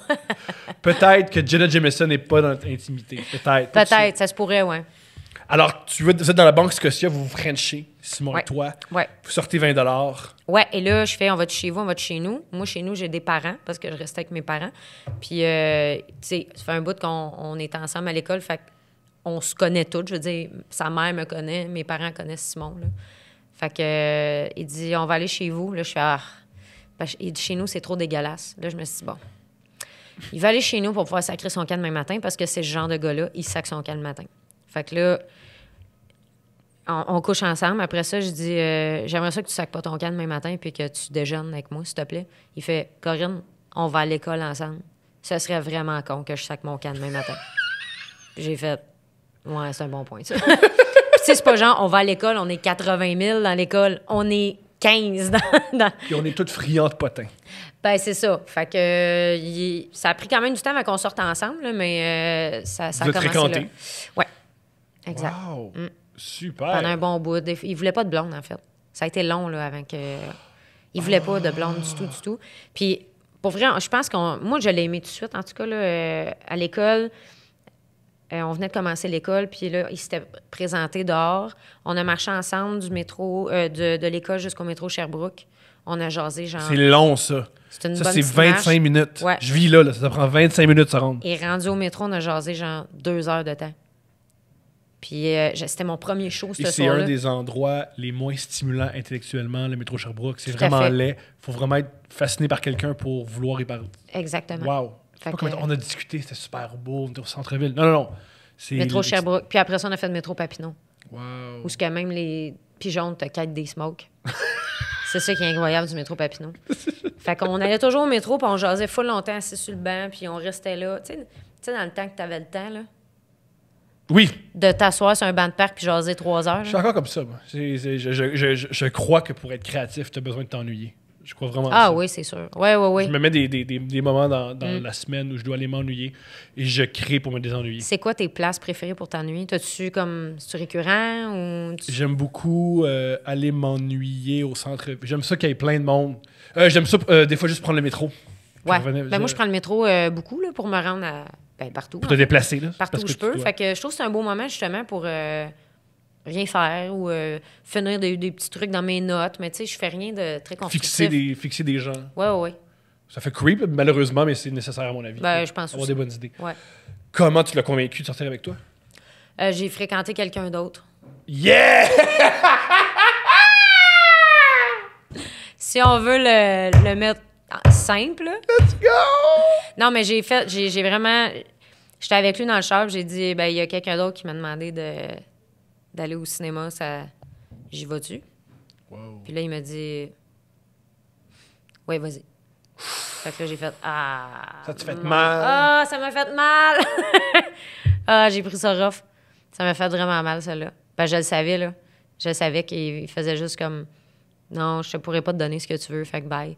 Puis finalement, cette distance-là a créé le retour vraiment plus fort. Wow. Je conseille pas aux gens de faire ça, là. C'est juste que ça, Non, c'est pas des. que c'est un excellent conseil. Que c'est si que tu j'étais tannée, en fait. Ça faisait un an, Oh, j'attendais. tu là, t'es tu sais. choisi. Non, non, au contraire, C'est c'est ça. un excellent conseil. Tu t'es choisi. T'es pas été à la merci de cet homme. Et... De cet homme. Non, mais vraiment, t'as pas été à la merci de l'autre personne. C'est un super. Non, t'as pas, mettons, j'ai insulté sa mère pour qu'il réalise que. Non, non, on pas du niaise tout, pas là. moi, Pas du tout. Mais, tu sais, je pense qu'à un moment donné aussi, il faut que tu fasses. Moi, ça faisait 2 ans et demi que j'étais célibataire aussi, là. Tu sais, moi, je fais des longs moments célibataires, des longs moments en couple. Je suis pas quelqu'un qui passe d'un à l'autre. J'aime être seule. C'est quelque chose que j'aime beaucoup. Quand je suis déménagée de chez ma mère à 27 ans, je suis déménagée seule en appart parce que. Ah, t'avais besoin de ça. là. Ouais, c'est ça que je voulais, là. C'est cool les cousines en dessous, mais c'est cool aussi. Ben, c'est parce que moi, j'ai comme grandi dans un foyer d'accueil. Après ça, je suis allée rester en appart avec ma mère parce qu'elle redéménageait chez nous avec mon beau-père. Puis là, après ça, j'ai fait... Je pense que j'irais rester seule, là. Rendue adulte, là, je serais game. Wow. Ça serait là. Fait que j'aime passer des moments seule, moi, sans aucun problème. Puis ça a pris 4 ans avant qu'on déménage ensemble, mon chum puis moi. Puis 14 ans avant qu'on ait eu un enfant. Ce qui est bien. Très lente, moi, dans la vie. C'est Très, bien. très lente. Mais ce qui est cool avec toi, c'est que c'est toujours bien fait. tu prends ton temps, mais c'est vraiment, vraiment, vraiment, vraiment, vraiment bien fait. On le voit dans ton art, dans ton œuvre. Quand tu présentes ton numéro, il est prêt. Oui, je prends le temps aussi de... Tu sais, je travaille tout le temps, même si je suis pas, mettons... C'est très bien ficelé, sur tes numéros scène passants. ou- T'écris excessivement bien. Ben, Oui, t'es tu bien joues fin, bien. merci. Tu joues bien, là. Je peux pas t'enlever ça. Tes numéros sont excessivement bien ficelés. Moi, T'es des bien fois, fin, quand je suis bloqué dans quelque chose, je réécoute tes chroniques ou je réécoute tes numéros pour Ben, voir comment voyons. c'est bien. Ouais, ouais. Sérieusement. T'es vraiment, vraiment quelqu'un qui écrit admirablement bien. J'aime écrire beaucoup aussi. C'est un bout de le fun, tu sais. C'est pour ça que j'ai aimé tant travailler sur Piment Fort comme auteur. C'est que le côté writer est vraiment cool à faire, tu sais. Puis C'est vraiment un show d'écriture, là. 100%. Ouais. C'est vraiment... Ben, il y a du jeu, là, tu sais. Ouais. Mais on présente les jokes le jour même. Fait que, tu sais, c'est majoritairement beaucoup d'écriture. J'ai aimé ça, faire ça. J'aime écrire des chroniques radio. J'aime cette belle variété-là aussi que la job permet, tu sais. Parce que moi, je suis pas toujours en show. Je suis pas capable d'être toujours en show. Je suis pas... c'est pas là que je suis le plus heureuse sur scène, là. Tu sais, les gens sont comme moi, si je fais pas de scène, je suis pas heureux. Bon, pas moi. Moi, ça va très bien quand je fais pas de scène. Mais je pense qu'il n'y a aucun aspect de ta vie, si j'ai pas ça, je suis pas heureuse. Je pense Mis à que c'est un part tout. si mon bébé, Ouais, et on puis me là, l'enlève mettons- par un extraterrestre. Là. C'est ça. Mais sinon, t'es pas addict à n'importe quoi. T'es pas une junkie comme moi là, qui a besoin de s'accrocher à des affaires et se faire croire que c'est ça le bonheur. Là. Non, mais c'est-tu parce que t'as juste, dans le fond, tu sais, t'es plus excité par cette nouvelle affaire-là, puis là, tu t'accroches pendant un bout à ça, là, tu sais? Ah non, moi j'ai besoin de sauveur. Moi j'ai besoin de sauveur dans la vie. J'ai la. Tu sais, dans les secs, là, j'ai Ouais. la personnalité de gens que, oh, regarde, il est vraiment beau, puis il veut coucher avec mon épouse, mais c'est pas grave, on va y aller. À chaque fois que j'écoute un documentaire sur une secte, il y a un moment où je fais. Tu dis, ça pourrait être moi. Non, il y a un moment où je fais, je comprends pas où est le problème. Je vois pas pourquoi il y a un ton négatif. C'est super le fun. Ils font de l'ecstasy. Ils donnent tout leur revenu à un homme qui est tout le temps en chest. C'est super le fun. Ma blonde, des fois, elle me laisse... Parce que des fois, elle a peur de me laisser tout seul avec certaines personnes. Ou, tu vois, Pour vrai? Ça fait combien de temps que t'es avec ta blonde, là? Ma blonde, ça fait 2 ans. 2 ans, puis là, elle te connaît assez pour te dire, là, je peux pas te laisser avec cette personne-là. Il y a un truc particulier chez moi, c'est qu'après 20 minutes avec moi, on me connaît. Oui, bien, ça, et ça, c'est Je tout suis, à ton je suis honneur. youpi, moi. Je suis vraiment une mascotte. Là. Oui, mais c'est le fun parce que moi, personnellement, j'aime pas creuser pour connaître les gens. OK. J'ai pas rien que ça à faire dans la vie. C'est pour ça que moi, mettons, mon chum, c'est un gars émotif, qui est capable de parler, pas de niaisage. Moi, creuser pour des émotions, là, m'intéresse pas. Je comprends. Fait que- Et pas de blonde. À part ça, continue d'être hétérosexuel. C'est plus fun. c'est tout. Ben pourtant, moi, par exemple, quand il y a de quoi qui file pas, je peux rester silencieuse une journée de temps. Mais il Oui. faut juste que j'aille le temps de bien le worder. Je l'ai dit, je prenais mon temps. Je comprends. Mais ça me prend au moins une journée, des fois, là, pour bien l'expliquer, comprendre ce qui se passe, pourquoi je suis fâchée, pourquoi je suis triste, pourquoi, whatever. Puis après ça, je peux parler comme il faut. Ma blonde est comme ça, mais moi, qu'est-ce que je fais pour l'aider? C'est que pendant qu'elle a fait ce processus-là, moi, je fais qu'est-ce qu'il y a? Quoi? C'est quoi? C'est moi? Et là, après, je me demande pourquoi elle s'ouvre pas à moi. Elle se demande C'est qu'est-ce peut-être que parce que t'arrives avec un bazooka pour lui dire qu'est-ce que tu veux? Qu'est-ce qu'il y a? Puis Là, c'est pas ce qu'il y a. C'est. c'est Fais-moi moi. sentir bien par rapport à toi qui se sent mal. Elle fait, mais c'est pas par rapport à toi. Qu'est-ce qui est pas par rapport à moi et dans la vie en général? Mais- Ce qui se passe au Sri Lanka, ça a rapport avec moi. Oh mon Dieu, que c'est lourd. Mais oui, mais en même temps, tu le sais. Ah, là, tout de suite, dans un podcast devant toi, je le sais. pas le matin à 7h30 quand ça va mal. Là c'est moi au c'est meilleur ça. de moi-même. Là, C'est- ça va bien. Ah, Thomas, il est délicat, il se connaît bien. Mais. En live, c'est épouvantable. Ouais, live tout nu qui fait c'est quoi, là? Tu fais tes. Ouais, oui, tu fais tes boîtes? C'est quoi, là? Ouais. Je suis déjà rentré une fois dans ma. Moi, j'ai peur d'être abandonné. Ma mère est décédée quand j'ai l'âge de 4 ans. Fait que je suis convaincu que toutes les femmes vont m'abandonner. Surtout les femmes avec qui j'ai une intimité. C'est triste. C'est comme. Ben, c'est triste. Je Je sais. travaille là-dessus, mais c'est triste. Mais c'est triste. Moi, dans ma chambre, il y a une porte qui donne à la ruelle. Mm-hmm. Et une fois, ça faisait longtemps que j'entendais pas de bruit dans la chambre.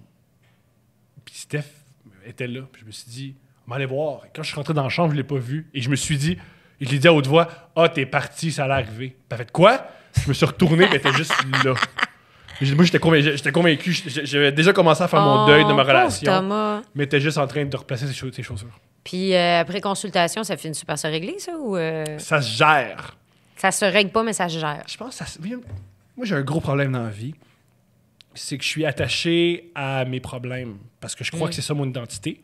Et moi, j'adore être une victime. J'aime tellement ça. Mais tu vois, je comprends à petite échelle parce que j'ai eu une peine d'amour un moment donné, puis j'aimais mieux avoir de la peine que de plus avoir ce gars-là.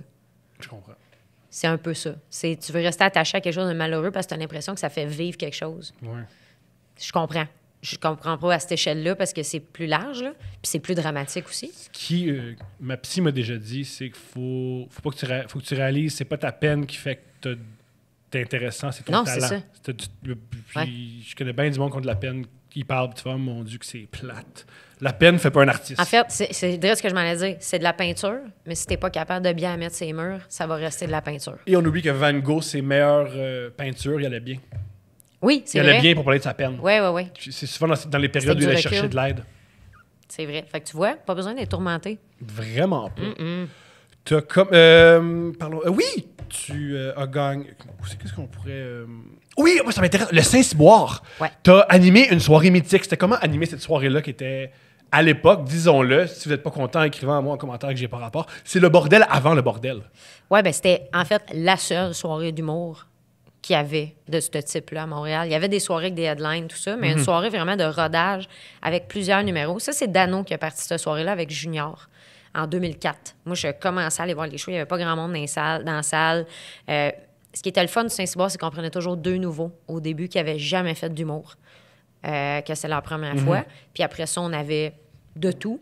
Je fais ça aussi à ma soirée. Ça donne des choses particulières. Dont Oui. un name misogyne. J'ai eu ça, moi. J'ai eu mon un Dieu. name misogyne. Wow! Ah mon Dieu, pourquoi j'étais pas là? C'était magnifique. Ah ouais? Il C'était- est-tu revenu? Non. Je sais pas s'il va revenir. Je sais pas. C'est où ta soirée? Ça l'est mis sur la gauche. Oui, Pour ok, l'instant, je sais pas oui, si. oui, oui. Quand ça va être diffusé, je sais pas si ça va être encore là, mais ouais, c'est particulier. Mais fait que j'ai copié ça de vous autres. Ben, c'est une bonne affaire. Puis là, il l'a à l'open mic du bordel, justement, là, tu sais. Fait que oui, ça peut donner des belles découvertes, puis autant des frettes, là, tu sais.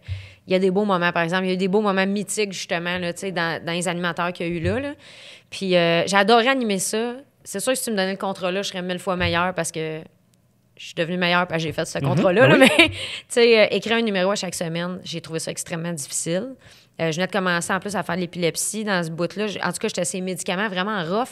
Puis je pense que si j'avais pas eu ces médicaments-là, j'aurais peut-être été un petit peu plus efficace. Qu'est-ce que c'est quoi? Il y avait des effets secondaires? Oui, vraiment une grosse fatigue, une irritabilité. Je mets pas ça là-dessus, là, parce non. que je buvais vraiment plus aussi à l'époque, parce que t'es payé 25$ et en bière. Puis t'as 26 ans. Oui, Moi, et je fais toutes les autres soirées. Et toutes les autres soirées te donnent 2 consommations. Soit je prends 2 pintes, j'en prends une 3e. Je prends des bières. Fait que ça fait qu'à un moment donné, tu consommes plus d'alcool, tu manges un petit peu moins bien, tu es toujours en train de travailler des numbers, fait que tu es T'es toujours sénère occupé. aussi, fait que t'as besoin de ton alcool parce que ça te calme. Exact. Là, tu vois, je bois même pas à vin chaud. Là. Ça arrive des fois quand je vais souper à une place parce qu'ils ont du bon vin, puis je fais OK, je vais goûter à ce vin-là. Mais je le regrette après parce que des fois, je suis pas focus. Je comprends. Je Fait comprends. que c'est ça, là. Mais c'était une période de même. Mais j'ai adoré ce contrat-là. J'ai beaucoup aimé que Junior me fasse confiance aussi à l'animation. J'ai trouvé ça cool. Moi, je trouve ça aberrant que je nomme toi, mais à part, mettons, Valérie Belzile à Québec, il n'y a pas d'autres animatrices. Gab Caron qui a fait Bistrot in Vivo, le Théâtre Sainte-Catherine, fait pendant 3. des années. Puis maintenant, Josiane qui l'a pris, Ouais, mais ça c'est fait Josiane juste qui l'a 4. pris. Je suis ça curieux Y en qu'il y ait a-tu si peu d'autres? de... Y en a-tu d'autres? Je veux pas en oublier, mais il me semble... Ouais, non, mais je pense que ça donne juste de même. Tu sais, je pense pas que... En fait, là, ce combat-là avec filles puis tout, là, c'est vrai qu'il devrait en avoir plus, mais en même temps, je pense que quand les soirées s'animent, je pense pas que les gens vont faire « Hey, on y va-tu avec un gars? » Je pense que oui. Je pense pas que les gens font ça. Ce qui arrive, c'est que tu y vas avec la personne que tu penses qui va bien fitter avec la job à ce moment-là. Moi, c'est peut-être très naïf de ma part, là, mais j'ai l'impression que dans le milieu, ça arrive des fois qu'il y a des trucs qui se passent parce qu'on est une fille, qu'on n'a pas. Mais je pense que d'habitude, les gens, ils vont avec le talent. Ce qui est triste, c'est que des fois, je sais que j'ai des jobs parce que je suis une fille. Comment tu le prends, ça? Ils me le diront pas. Mais je sais que quand je suis la seule fille sur un gala, c'est parce qu'il y avait besoin d'une fille sur un gala. Sens-tu bien par rapport à ça ou tu te dis, yo, une gig, c'est une gig, let's go? C'est Je vais livrer ma marchandise. Génial. Je vais m'arranger à ce que ce soit un bon number, puis que la raison pourquoi il me rappelle l'année d'après, c'est pas juste parce qu'il y a besoin d'une fille, mais c'est parce que je fournis la marchandise. Puis, je dis pas ça en disant « Hey, je t'ai engagé juste pour ça ». Ça se peut que non, mais d'après moi, c'est parce que c'est arrivé des fois que ça sort. Il y a quelqu'un qui dit « Ah, ben, on a besoin d'une fille, Ou fait tu qu'on a comprends le pris show toi. business, ça fait un moment que tu es là-dedans, là. Tu commences à comprendre notre industrie. Exactement. Je comprends ce que c'est, mais je vais toujours livrer la marchandise. Ça, c'est sûr et certain. Comment, toi, tu as vécu le moment où, à moins que je me trompe, là, je parle en ton nom, le moment où c'était très bien vu de dire t'es drôle pour une fille. Comment tu te sens quand quelqu'un dit t'es drôle pour une fille? je pense que les gens comprennent pas l'impact de ça. Moi, je comprends C'est pas. extrêmement réducteur parce que ça veut dire à la base que les filles sont pas drôles. Moi, personnellement, j'étais drôle au cégep. Je faisais pas d'humour. J'étais drôle au Moi, cégep. t'es pas Miss Chicoutimi qui est devenue humoriste. Là. Pas en tout. C'était ça, j'étais sympathique et drôle. Moi, c'était ça, là. Et loyal. Tu sais, vraiment, j'étais un petit chien. Moi, là, c'est ça. Dans la vie, là, j'ai des qualités de Golden Retriever, puis c'est ça que je suis. Puis, ça, c'était moi. Fait que le fait de me faire dire « t'es drôle pour une fille », ça veut dire automatiquement que les filles sont plates. Ou des fois, les gens commencent encore pire. D'habitude, j'aime pas ça, les filles en humour. Mais t'es qui? Quel genre de personne que t'es? Fait que des fois, je réponds aux gens, moi, d'habitude, les gars, je trouve ça vraiment stupide, mais toi, je te trouve fin. Des fois, l'impact, belle réponse. juste de comprendre c'est quoi l'impact. Parce que moi, c'est pas vrai que je pense ça. J'ai jamais trouvé que les gars étaient différents. J'ai jamais... Je suis peut-être naïve là-dessus. Je l'ai dit, j'ai toujours été one of the boy friend zone. J'ai toujours été comme ça parce que pour moi, c'est facile à être avec un gars, c'est facile à être avec une fille aussi. J'en ai pas de problème avec les deux. Je trouve ça dommage de me faire dire ça. Mais mon public est 50-50. J'ai autant de gars que de filles, moi. J'ai des gars qui viennent en gang, des fois. Non, mais cool.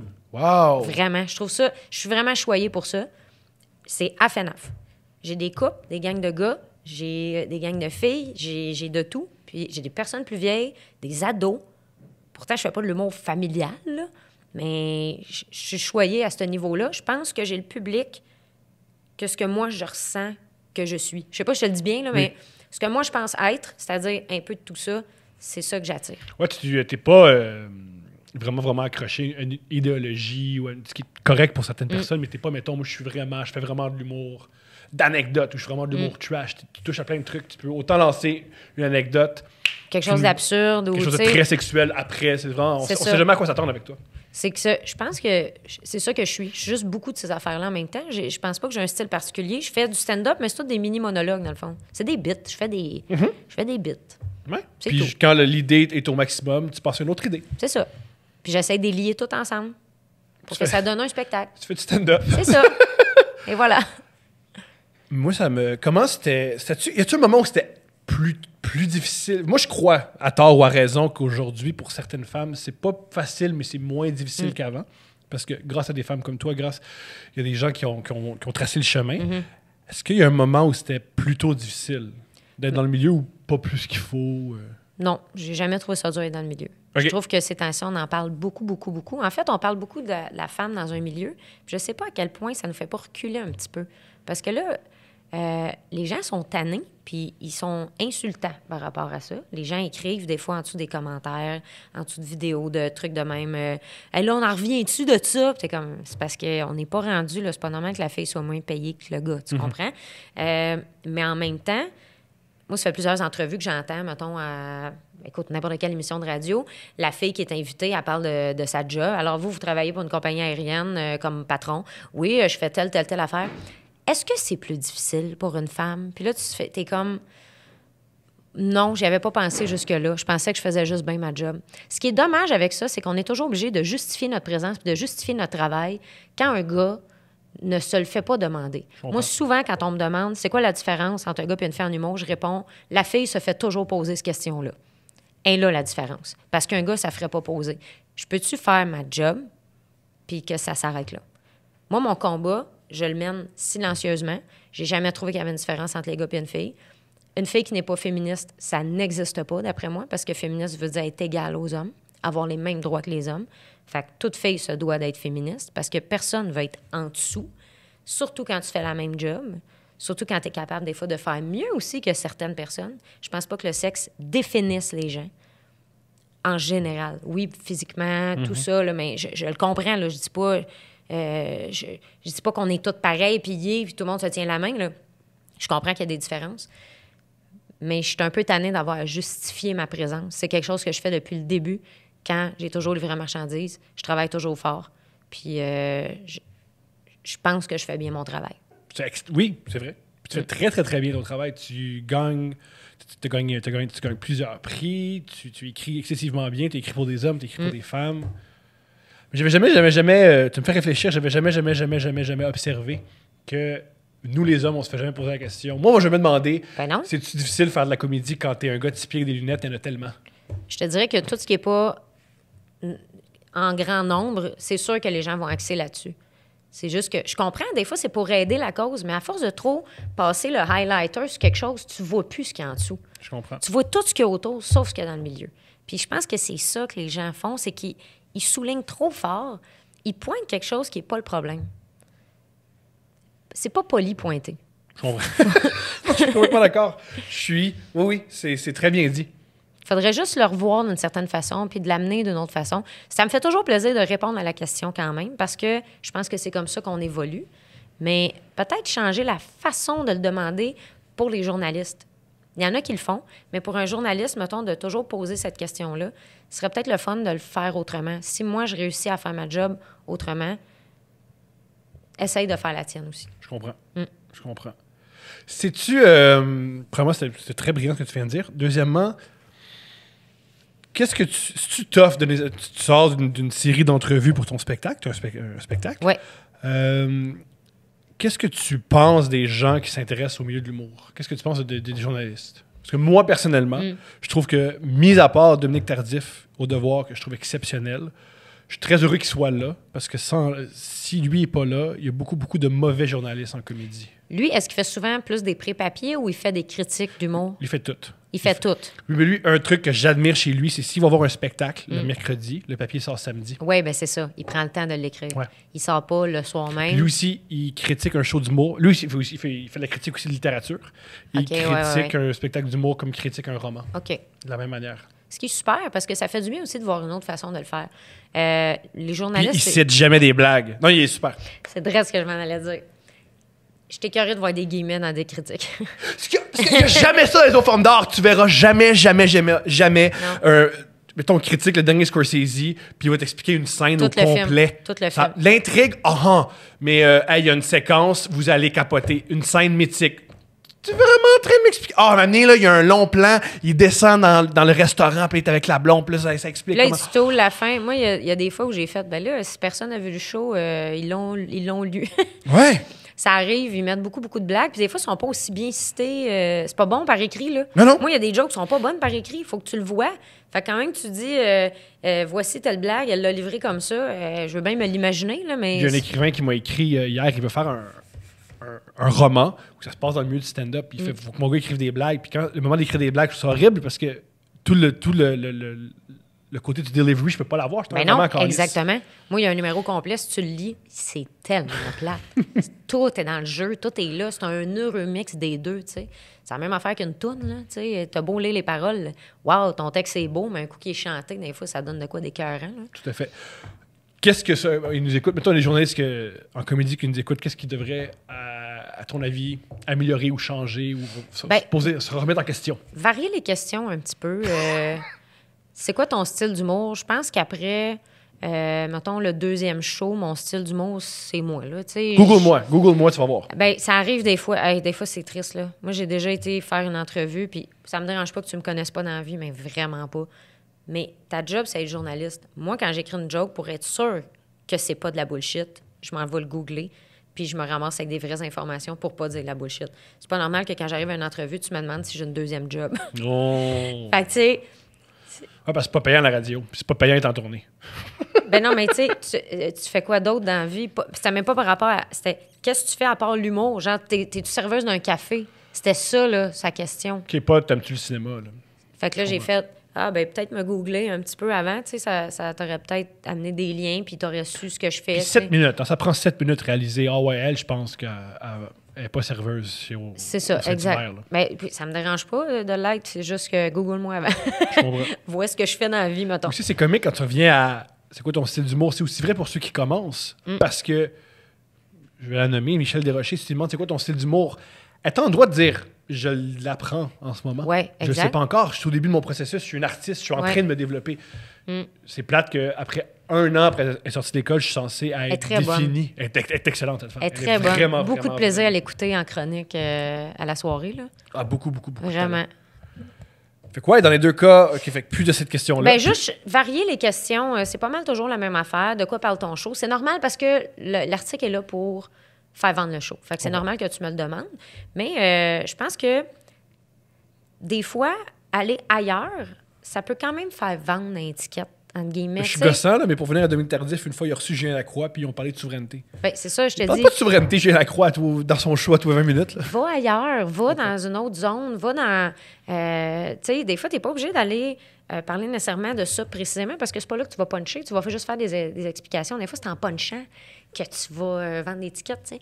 Mais varier les questions, c'est déjà arrivé, là, moi, on me pose une question, je fais « Ah, cool, celle-là, on me l'a jamais posée, puis elle est vraiment nichée. » Et j'aime les choses nichées, moi. Moi, tout ce qui est un peu à côté de la traque, un peu champ gauche, un peu, j'aime ça. Fait que quand quelqu'un peut me pogner dans cette zone-là, là, je trouve ça bien le fun. Yeah! Puis je pense qu'on est d'accord, citer les blagues, je sais pas, man. Faut arrêter de faire ça, citer les blagues. Puis une critique, comme tu dis, peut-être attendre au lendemain pour la sortir. Parce que je comprends que tu vas être le premier à le sortir. Le combat est féroce, là. On est à l'ère des réseaux sociaux. C'est le premier qui le sort. Mais de sortir une vraie critique, c'est le fun aussi. Mais tout le monde partage, Dominique. Ben, c'est ça. Tout le monde le partage. Ben, il sort pas tant souvent non plus, hein. Mais de toute façon, ben, il écrit beaucoup de papier. Le gars, il écrit beaucoup. Oui, ben c'est ça. C'est parce qu'il est occupé à 1000 affaires. Je veux dire, en humour, il sort pas nécessairement souvent pour aller voir toutes les shows parce que... Il va voir toutes les shows, mais je pense que c'est pas tous les shows qui ont droit à des papiers. Ben non, mais c'est sûr. aussi, c'est au Devoir. Le Devoir, c'est un journal assez unique. Ils font les choses différemment. Oui.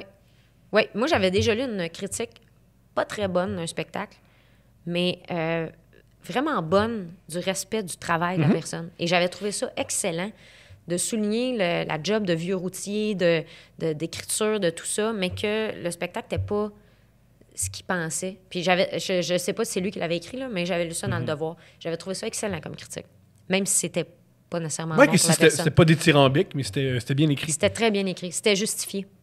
Et aussi, qu'est-ce que j'allais dire par rapport aux critiques? Ah, on le sait quand vous aimez pas l'humour. On n'est pas dupes.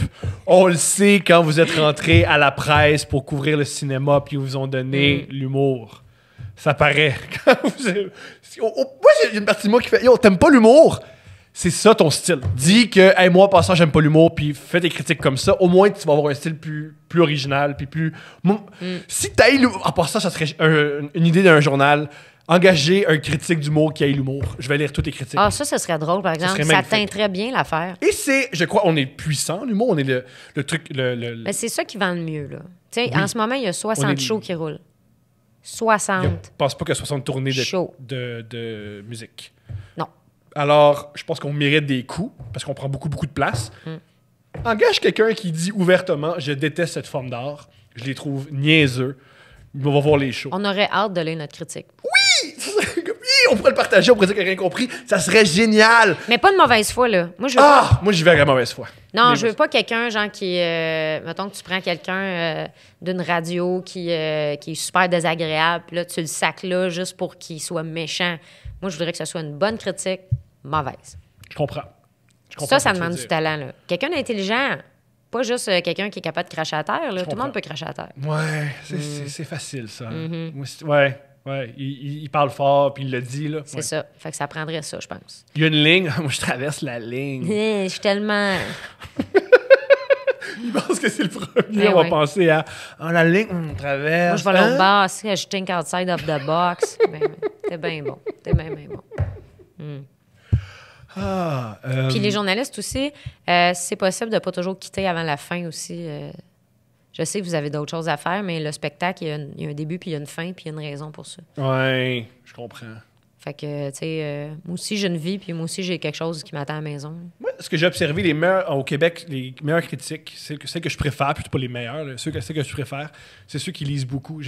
J'adore aussi Chantal Guy. Ça me fait beaucoup de peine quand elle a arrêté de faire des critiques d'humour. Oui, tout à fait, c'est vrai. Elle est rendue chroniqueuse, ce qui est génial. Elle chronique super bien. Bravo, Chantal. J'aimais ça quand elle chroniquait sur l'humour. C'est vrai, tout à fait. Je suis d'accord. Oui, elle était très bonne. Et dans le cas de Dominique et dans le cas de Chantal, les deux, c'est des deux grands lecteurs.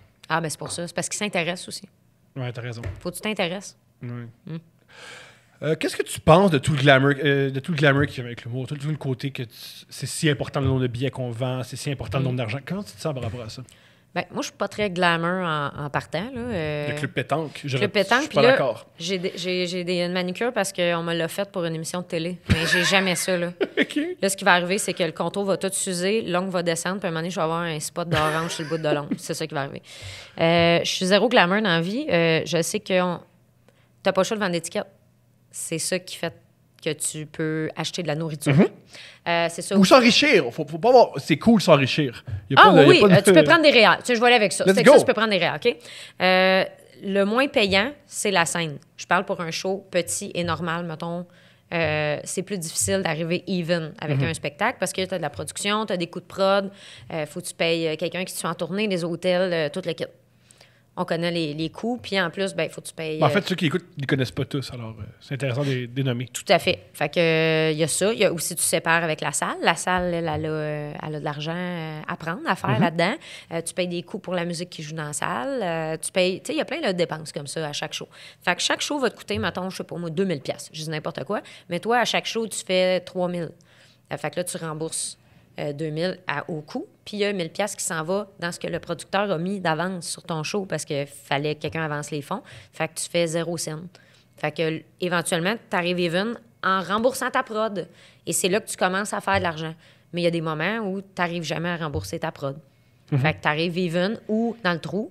Puis le show, ben, tu veux vendre des tickets pour être capable que ça marche. Ben parce que moi, je pense que le stage, tu le fais par plaisir.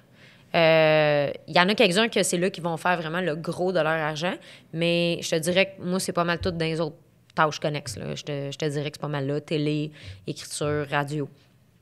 C'est sûr que c'est le fun de vendre beaucoup de billets. C'est le fun. C'est enivrant. Oui, parce que t'es comme, il y a tant de personnes qui sont venues me voir, puis moi, Ils m'aiment. je suis extrêmement reconnaissante aux gens d'être venus me voir parce que il y en a, là, c'est leur sortie. Il y en a qui n'ont pas beaucoup d'argent. Il y en a qui vont aller voir un seul show, il y en a qui vont en avoir 2. Ils vont engager une gardienne pour garder les enfants. Ils vont se payer un souper ce soir-là parce que c'est leur sortie. C'est une grosse soirée monétaire pour quelqu'un qui a un Et revenu du temps. familial. Quelqu'un t'accorde 2 heures de leur temps. Exactement. Des fois 2h30, 3 heures. C'est bon, là. C'est gentil. Pour vrai, c'est gentil. C'est bon mot, c'est gentil. C'est gentil d'être venu me voir. Fait que c'est le fun de vendre des tickets. Je suis réaliste, moi, par rapport à qui je suis aussi. Tu sais, j'aurais jamais une carrière énorme au niveau scène. Je pense pas remplir... 2 fois Centre Bell. Jamais. Ouais. Ça va jamais m'arriver. Peut-être même que je sois une vieille dégueulasse puis que je sois comme une vieille légende fucked up, weird, que tu sais pas pourquoi je suis une légende. Souhaite tellement fort! Corinne la vieille légende weird! Non, mais tu sais pas pourquoi t'es une légende, là. Je sais pas qu'est-ce qui est arrivé. Mais je pense pas que ça va être ça. C'est pas que j'ai pas d'aspiration ou Non. d'ambition, whatever. C'est juste que, à un moment donné, c'est difficile, là. C'est difficile de vendre des tickets. C'est pas évident. On est beaucoup de spectacles. Les gens, ils ont Netflix à la maison. Ils peuvent écouter le montant qu'ils veulent. L'Internet, c'est gratis. C'est pas gratis parce qu'on le paye à chaque mois.